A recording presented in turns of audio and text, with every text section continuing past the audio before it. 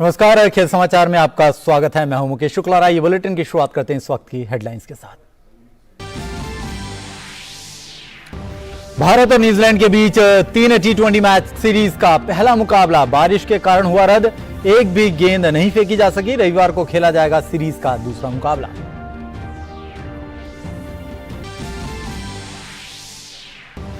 ATP tour finals में America के Taylor Fritz ने बनाई सेमीफाइनल में जगह। कनाडा के फेलिक्स ऑगर के खिलाफ दर्ज की रोमांचक जीत। अंतिम 4 में जोकोविच से होगा सामना। वहीं सेमीफाइनल की रेस से बाहर हो चुके राफेल नडाल ने कैस्पर रूड को दी शिकस्त।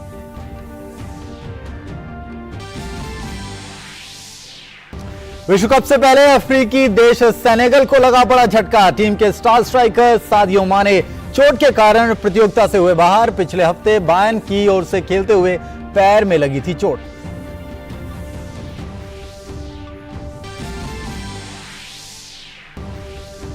और फीफा अध्यक्ष पद पर बने रहेंगे जियानी इन्फैंटिनो। अध्यक्ष पद के चुनाव में नहीं खड़ा हुआ कोई उम्मीदवार।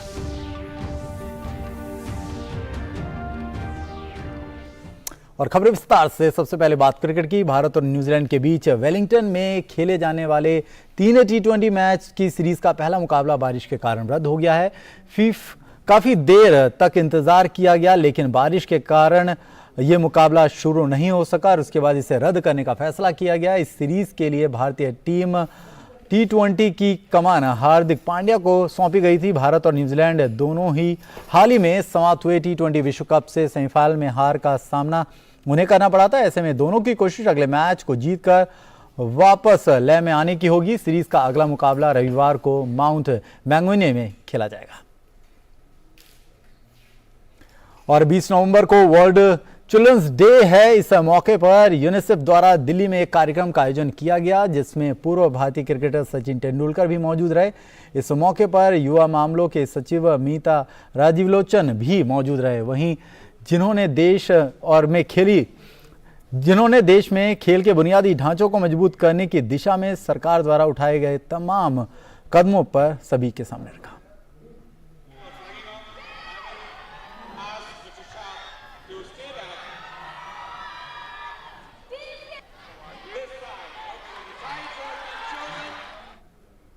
स्पोर्ट्स जीवन बदल सकता है, ये हमारा अटूट विश्वास है। हर खिलाड़ी में क्षमता है कि बहुत कुछ करे और हम लोगों की जिम्मेदारी है कि हम सब मिलके एक ऐसा इकोसिस्टम बनाएं जहां पर हर बच्चा अपनी काबिलियत पूरी तरीके से रियलाइज कर पाए। स्पोर्ट्स से ज़्यादा भी बच्चों को, एडोलेसेंट्स को, यंग चिल्ड्रन को और बहुत सारे सपोर्ट की आवश्यकता होती है। सरकार में हम वो सब उपलब्धियां आप लोगों को दिलवाने के लिए कमिटेड हैं और यहाँ पर अपना कमिटमेंट रीअफर्म करने के लिए आए हैं। वहीं ATP टूर फाइनल्स में अमेरिका के टेलर फ्रिट्ज ने कनाडा के फेलिक्स ऑगर एल-सियामे के खिलाफ दमदार जीत हासिल की। फ्रिट्ज ने फेलिक्स ऑगर को 7-6, 6-7, 6-2 से पराजित किया। इस जीत के बाद फ्रिट्ज ने खुद को सेमीफाइनल में पहुंचा दिया, जहां उनका सामना नोवाक जोकोविच के साथ होगा। इस हार के बाद फेलिक्स ऑगर प्रतियोगिता से बाहर हो गए। उधर सेमीफाइनल की दौड़ से पहले ही बाहर हो चुके राफेल नडाल नॉर्वे के कैस्पर रूड को शिकस्त देने में कामयाब रहे। नडाल ने कैस्पर रूड को 7-5, 7-5 से शिकस्त दी। हालांकि यह मुकाबला सिर्फ औपचारिकता मात्र था, क्योंकि रूड पहले ही सेमीफाइनल में अपनी बर्थ पक्की कर चुके हैं। और खेल जगत से जुड़ी कुछ अन्य खबरों को जानने के लिए एक नजर डाल लेते हैं स्पोर्ट्स रैप पर। फीफा के अध्यक्ष जियानी इन्फैंटिनो अगले 4 साल तक फुटबॉल की सर्वोच्च संस्था के प्रमुख बने रहेंगे, क्योंकि चुनाव के लिए किसी भी अन्य उम्मीदवार ने उनके खिलाफ चुनौती पेश नहीं की है। फीफा ने गुरुवार को कहा कि स्विट्जरलैंड के 52 साल के इन्फैंटिनो अध्यक्ष पद की दौड़ में एकमात्र उम्मीदवार हैं। फीफा अध्यक्ष के लिए नामांकन भरने की अंतिम तिथि बुधवार की रात को समाप्त हो गई। चुनाव रवांडा के किगाली में 16 मार्च को होंगे। इन्फैंटिनो 2016 में 5 उम्मीदवारों के बीच विजयी बनकर सेप ब्लैटर की जगह फीफा के अध्यक्ष बने थे। उन्हें इसके बाद 2019 में निर्विरोध चुन लिया गया था।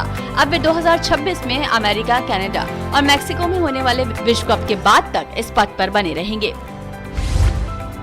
भारत की शीर्ष टेबल टेनिस खिलाड़ी मनिका बत्रा ने ITTF ATTU एशियाई कप में एक बड़ा उलटफेर करते हुए दुनिया के 7वें नंबर की चीन की खिलाड़ी चेन जिंगटो को शिकस्त दी है। मनिका ने राउंड ऑफ 16 में बेहतरीन खेल का प्रदर्शन करते हुए चीन की तीसरी वरीयता प्राप्त खिलाड़ी को 4-3 से पराजित किया। मनिका चीनी खिलाड़ी को रोमांचक मुकाबले में 8-11, 11-9, 11-6, 11-6, 9-11, 8-11, 11-9 से पराजित करने में सफल रही। विश्व में 39वें नंबर के खिलाड़ी और भारतीयों में शीर्ष रैंकिंग पर काबिज जी साथियान को जापान के 5वीं वरीयता प्राप्त यूकिया उडा से 3-4 से हार झेलनी पड़ी है। जापानी खिलाड़ी ने भले ही 11-9, 11-8, 7-11, 9-11, 11-6, 10-12 और 11-6 से जीत हासिल की, लेकिन जी साथियान ने भी कड़ा संघर्ष दिखाया। भारतीय ग्रैंड मास्टर्स अर्जुन एरिगेसी ने लगातार 3 हार के बाद शुक्रवार को melt water champions tour final शतरंज टूर्नामेंट के चौथे दौर में पहली जीत हासिल की है। एरिगेसी ने अजरबैजान के शाहरियार मामेदयारोव को 3-1 से हराया। एक अन्य भारतीय आर प्रज्ञानंदा को हार का सामना करना पड़ा। पिछले मुकाबले में जीत चखने वाले प्रज्ञानंदा को अमेरिका के जीएम वेस्ली से 1-2 से हार झेलनी पड़ी।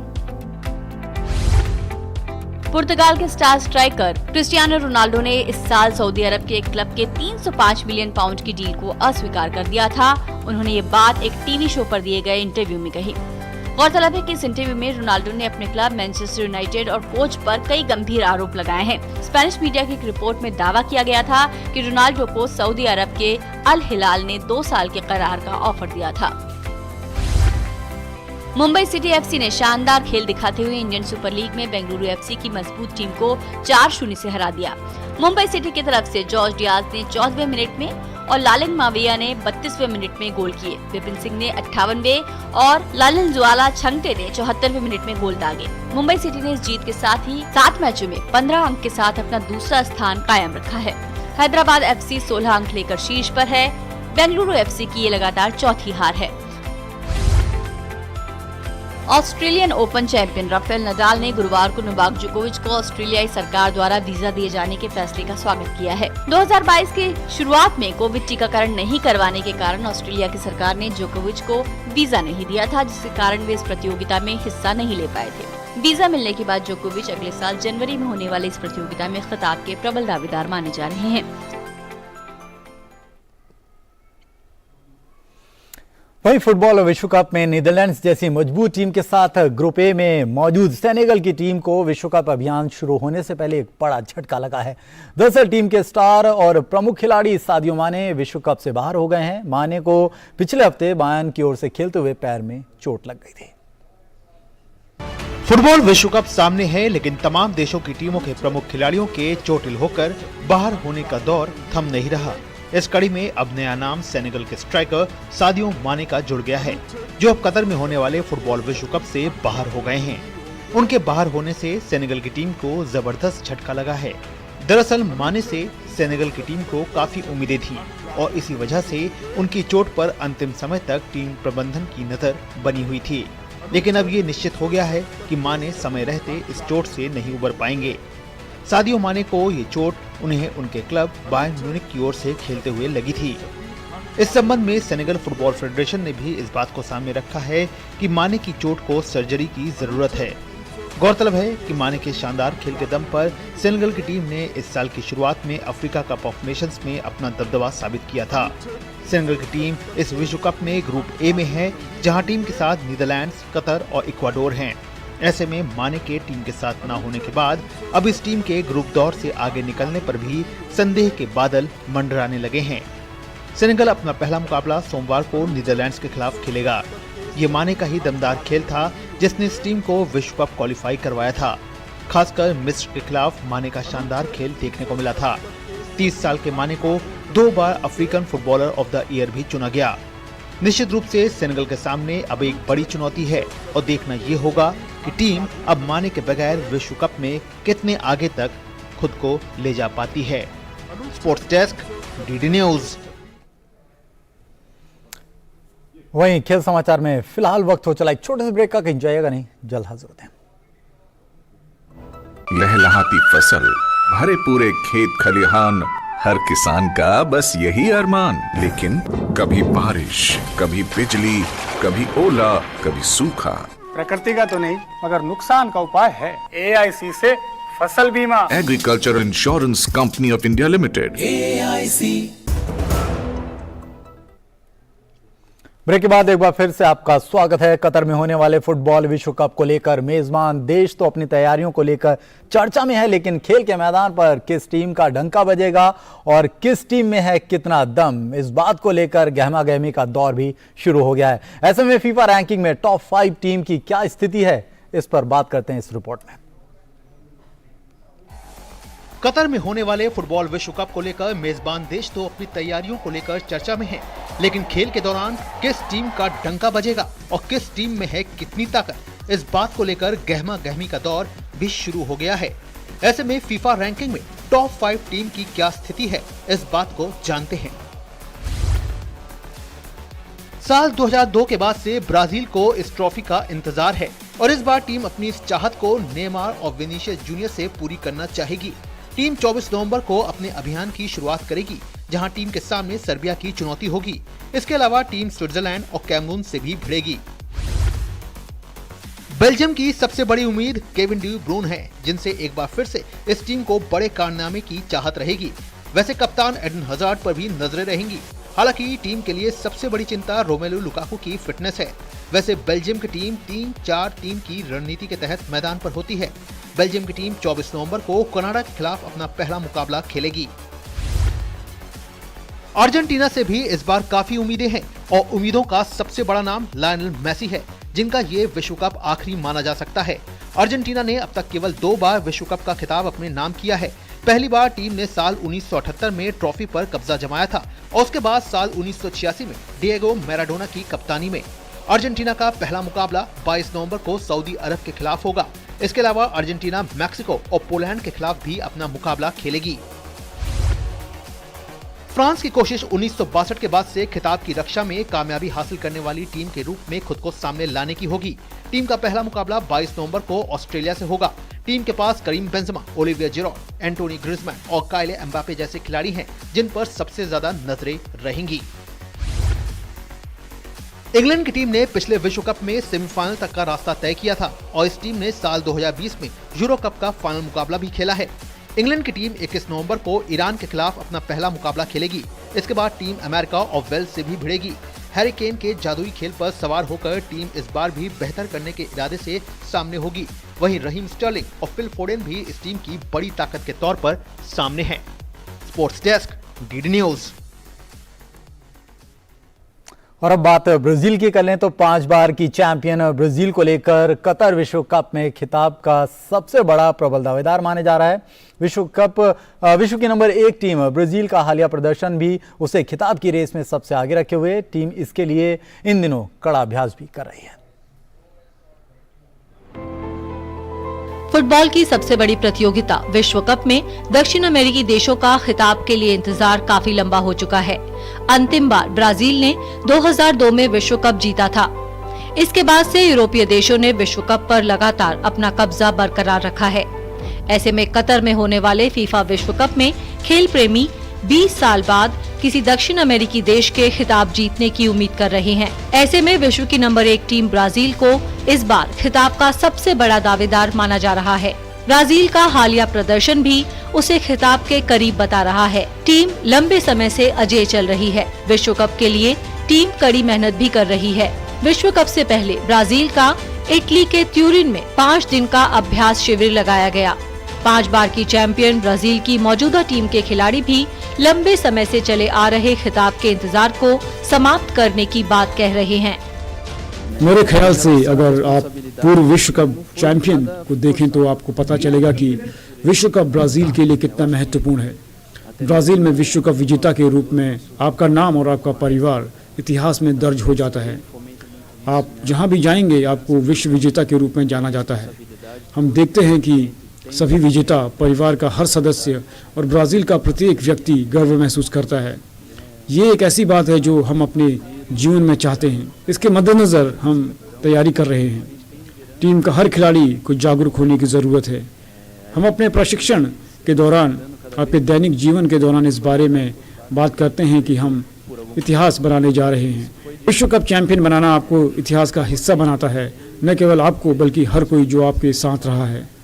मौजूदा समय में हम सिर्फ यही चाहते हैं। ब्राजील के सारे खिलाड़ी पूरी तरह से फिट हैं और मुकाबले के लिए तैयार हैं। टीम का डिफेंस, मिडफील्ड और आक्रामक पंक्ति तीनों में स्टार खिलाड़ियों की कमी नहीं है। नेमार की अगुवाई में फ्रंट लाइन में रियल मैड्रिड के युवा स्ट्राइकर विनीशियस जूनियर और टॉटनहैम के रिचार्लिसन इन दिनों जबरदस्त फॉर्म में हैं। इसके अलावा रोड्रिगो, राफीना और एंटनी भी विपक्षी टीम के लिए खतरनाक साबित हो सकते हैं। वहीं मिडफील्ड में फ्रेड, कैसिमीरो, फाबिनो और ब्रूनो गुइमारेस किसी भी डिफेंस को भेदने की क्षमता रखते हैं। डिफेंस में लिवरपूल के गोलकीपर एलिसन टीम की पहली पसंद होंगे। वहीं थियागो सिल्वा, डानिलो और मार्किनोस के साथ साथ टीम में 39 साल के दानी अल्वेस को जगह मिली है। Sports desk, DD news. वहीं कतर फुटबॉल विश्व कप के खुमार में डूबने के लिए तैयार है। ऐसे में चर्चा विभिन्न टीमों के प्रदर्शन को लेकर भी है। लेकिन इस गहमा-गहमी के बीच आज हम आपको ये बताएंगे कि आखिर वो कितनी टीमें हैं जिन्होंने अपनी मेजबानी में विश्व कप का खिताब अपने नाम किया है। देखिए ये खास रिपोर्ट। फुटबॉल विश्व कप के बुखार में दो हाथ तपने लगा है और तपिश की इस कड़ी में हर टीम की खिताब को अपना बनाने की जद्दोजहद फैंस को दीवाना बनाने के लिए तैयार है। लेकिन जद्दोजहद और दीवानगी की इस तस्वीर के बीच एक दिलचस्प आंकड़ा भी है जिसे हर फुटबॉल प्रेमी जानना चाहता है। ये रिकॉर्ड है कि आखिर वो कितनी टीमें हैं जिन्होंने अपनी मेजबानी में विश्व कप खिताब पर मोहर लगाई है। पहला विश्व कप 1930 में उरुग्वे में आयोजित हुआ, जिसे उरुग्वे की टीम ने ही अपने नाम किया। इस विश्व कप में 13 टीमों ने हिस्सा लिया था। फाइनल मुकाबला उरुग्वे और अर्जेंटीना के बीच खेला गया, जहां मेजबान टीम ने अर्जेंटीना को 4-2 से शिकस्त दी। इटली की टीम ने भी बतौर मेजबान 1934 में अपना पहला विश्व कप जीतने में सफलता हासिल की। हालांकि 2022 फुटबॉल विश्व कप के लिए इटली क्वालिफाई तो नहीं कर पाया, लेकिन टीम इस कप को 4 बार अपने नाम जरूर कर चुकी है। इंग्लैंड ने फुटबॉल विश्व कप का खिताब अब तक सिर्फ एक बार जीता है, और वो भी अपनी मेजबानी में साल 1966 में। इंग्लैंड ने 1966 में वेम्बले में विश्व कप के फाइनल में वेस्ट जर्मनी को 4-2 से हराया।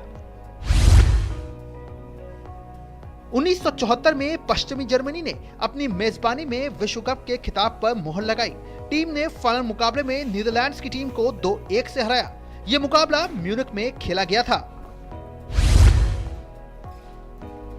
अर्जेंटीना 2 बार विश्व कप का खिताब जीत चुकी है, जिसमें टीम ने पहली बार 1978 में अपनी मेजबानी में जीत हासिल की। टीम ने फाइनल में नीदरलैंड्स की टीम को 3-1 से हराया। अर्जेंटीना की जीत में मारियो कैम्प्स और डेनियल बेर्टोनी ने अहम भूमिका निभाई थी। 2018 की चैंपियन फ्रांस 1998 में अपने घर पर विश्व कप ट्रॉफी को उठाने का सपना पूरा कर चुकी है। 1998 में फ्रांस ने ब्राजील को फाइनल मुकाबले में 3-0 से शिकस्त दी थी। Sports desk, DD news. वहीं फीफा विश्व कप के शुरू होने में अब बस कुछ ही दिन बचे हैं। टूर्नामेंट के शुरू होने के पहले प्रतिष्ठित फीफा विश्व कप ट्रॉफी को दर्शकों के लिए एक सार्वजनिक पार्क में प्रदर्शित किया गया, जिसे देखने के लिए स्थानीय और दुनिया भर से दोहा पहुंचे फुटबॉल प्रशंसकों की लंबी कतार देखने को मिली। दुनिया की सबसे लोकप्रिय फीफा विश्व कप ट्रॉफी कतर की राजधानी दोहा में जब फुटबॉल प्रशंसकों के सामने रखी गई तो ये उनके लिए एक बेहद सुखद पल था। ट्रॉफी के दीदार के लिए स्थानीय लोगों सहित दुनिया भर से कतर पहुंचे दर्शकों की लंबी कतार नजर आई। प्रशंसकों ने इस दौरान प्रतिष्ठित फीफा विश्व कप ट्रॉफी के साथ तस्वीरें भी खिंचवाईं। दुनिया की सबसे प्रसिद्ध ट्रॉफी के करीब आने और उसकी एक झलक पाने के लिए प्रशंसकों में गजब का उत्साह देखने को मिला। इसलिए हम यहाँ आने के लिए बहुत उत्साहित हैं। यह पहली बार है जब हम ट्रॉफी देख रहे हैं। यह हमारे लिए बहुत आश्चर्यजनक है। सार्वजनिक पार्क में प्रदर्शित फीफा विश्व कप ट्रॉफी की सुरक्षा का भी पूरा प्रबंध किया गया था। इसे सुरक्षा कर्मियों की निगरानी में रखा गया था। इस दौरान ट्रॉफी को करीब से देखने के लिए प्रशंसक कतारबद्ध नजर आए। तो हम यहाँ केवल ट्रॉफी देखने और विश्व कप के लिए आए हैं। बहुत सारी घटनाएं चल रही हैं। यह पहली बार है जिसमें हम शामिल होने जा रहे हैं। हम कल अल-बैद स्टेडियम जाने वाले हैं, इसलिए हम सभी इस टूर्नामेंट के लिए वास्तव में बहुत उत्साहित हैं। फीफा विश्व कप की ये स्वर्ण ट्रॉफी साल 1971 में इटली के सिल्वियो गजानिगा द्वारा कमीशन की गई थी, जिसका उपयोग पहली बार साल 1974 में पश्चिमी जर्मनी द्वारा आयोजित किए गए टूर्नामेंट में किया गया था। Sports desk, DD news. वहीं दोहा फुटबॉल विश्व कप को लेकर तैयार है। ऐसे में तैयारी हर ओर से है। इस कड़ी में दोहा मेट्रो भी पीछे नहीं है। बाहर से आने वाले फुटबॉल प्रेमियों के लिए दोहा मेट्रो मंजिल तक पहुंचने का बेहद खास साधन साबित हो सकती है। दरअसल दोहा मेट्रो विश्व कप की मेजबानी करने वाले स्टेडियम से जुड़ी है और यातायात के लिए बेहतरीन साधन के रूप में सभी के सामने है। कतर की राजधानी दोहा फुटबॉल विश्व कप के खुमार में डूबी है। तमाम टीमों के फैंस के उत्साह से लबरेज दोहा में हर किसी की जुबान पर सिर्फ और सिर्फ फुटबॉल विश्व कप की ही बात है। फिर चाहे इसके स्टेडियम हो या प्रमुख टीमों के बिंदास खिलाड़ी, कोई भी इनकी चर्चा करने से नहीं चूक रहा। लेकिन इस सब के बीच में यातायात का साधन भी केंद्र में है और इसमें दोहा मेट्रो का नाम हर किसी की जुबान पर है और जिसकी अहमियत विश्व कप के दौरान और भी ज्यादा बढ़ गई है।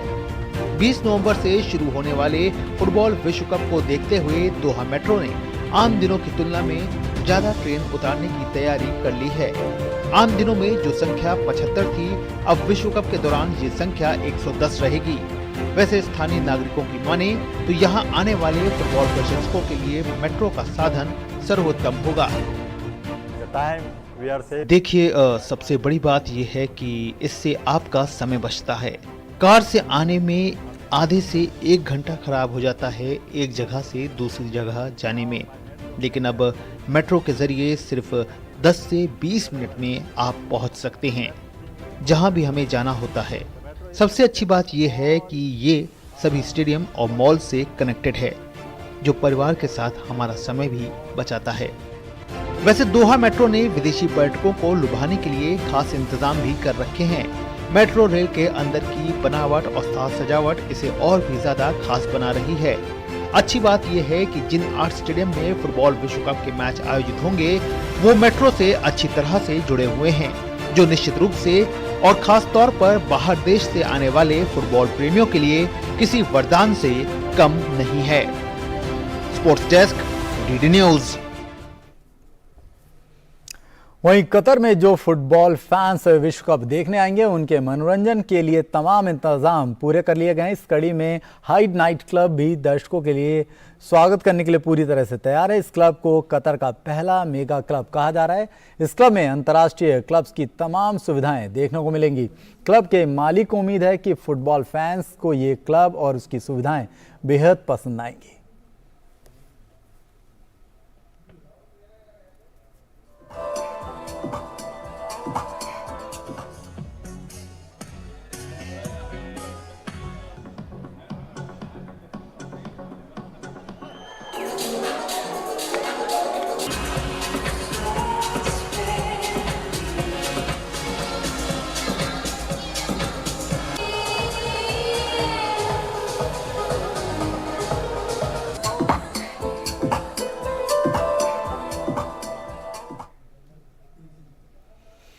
और फ्रांस के थियो क्यूरिन पहले पैरालंपिक एथलीट बन गए हैं जिन्होंने 57 किलोमीटर लंबी सेंटा फी कोरोंदा मैराथन पूरी की है। ये 35.4 मील लंबी दूरी उन्होंने 9 घंटे तक तैरकर पूरी की। 22 वर्षीय थियो का उत्साह बढ़ाने के लिए उनके कोच और अर्जेंटीना के कई लोग भी वहां मौजूद थे। इस रूट को दुनिया का सबसे खूबसूरत रूट कहा जाता है। क्यूरिन को सिर्फ 6 साल की उम्र में गंभीर बीमारी के चलते दोनों पैर गंवाने पड़े थे। उन्होंने इस मैराथन को काउंटर कर स्विमिंग की, जिसके चलते उन्हें सिर्फ काफ़ी दर्द भी महसूस हुआ, लेकिन उन्हें हार नहीं मानी उन्होंने और फिनिश लाइन तक पहुंचने में कामयाब रहे। उनके कोच ली कैट 4 बार इस मैराथन के विजेता रह चुके हैं और उन्हें गर्व है कि थियो ने तमाम दिक्कतों के बावजूद ये मैराथन पूरी की। क्यूरिन फिनिश लाइन तक पहुंचने वाले चौथे एथलीट रहे। थियो ने रियो 2016 के पैरालंपिक खेलों में 200 मीटर फ्रीस्टाइल इवेंट में चौथा स्थान हासिल किया था। वहीं वो 2 बार के विश्व चैंपियन भी हैं।